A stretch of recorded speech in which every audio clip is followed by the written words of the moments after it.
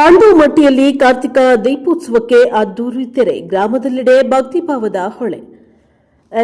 ಪ್ರತಿ ವರ್ಷದ ಪದ್ಧತಿಯಂತೆ ಈ ವರ್ಷವೂ ಕೂಡ ಪಾಂಡವಮಟ್ಟಿ ಗ್ರಾಮದ ಈಶ್ವರ ಬಸವೇಶ್ವರ ದೇವಾಲಯ, ಅಮ್ಮನವರ ದೇವಾಲಯ ಹಾಗೂ ಗ್ರಾಮದ ಪ್ರಧಾನ ದೇವತೆಯಾದ ಆಂಜನೇಯ ಮಹಾಸ್ವಾಮಿಯಲ್ಲಿ ಕಾರ್ತಿಕ ದೀಪೋತ್ಸವವನ್ನು ವಿಜೃಂಭಣೆಯಿಂದ ಆಚರಿಸಲಾಯಿತು. ದೀಪಾಲಂಕಾರ, ಪೂಜಾ ವಿಧಿವಿಧಾನಗಳು ಹಾಗೂ ಭಜನೆ ಕೀರ್ತನೆಗಳ ಮೂಲಕ ಗ್ರಾಮದಾದ್ಯಂತ ಭಕ್ತಿ ಭಾವದ ವಾತಾವರಣ ಮೂಡಿಬಂತು.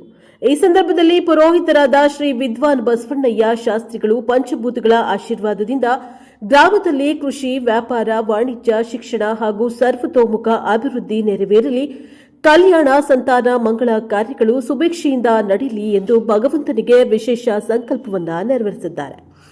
ಅದೇ ವೇಳೆ ಶಿವ ಚೈತನ್ಯಂ ಪ್ರತಿಷ್ಠಾನ ಧಾರ್ಮಿಕ ಜ್ಯೋತಿಷ್ಯ ಸಲಹಾ ಕೇಂದ್ರ ಪಾಂಡವಮಟ್ಟಿ ವತಿಯಿಂದ ಸಂಪೂರ್ಣ ಮಾಹಿತಿಯನ್ನೊಳಗೊಂಡ 2026ನೇ ಸಾಲಿನ ದಿನದರ್ಶಿಕೆಯನ್ನ ಬಿಡುಗಡೆ ಮಾಡಲಾಯಿತು.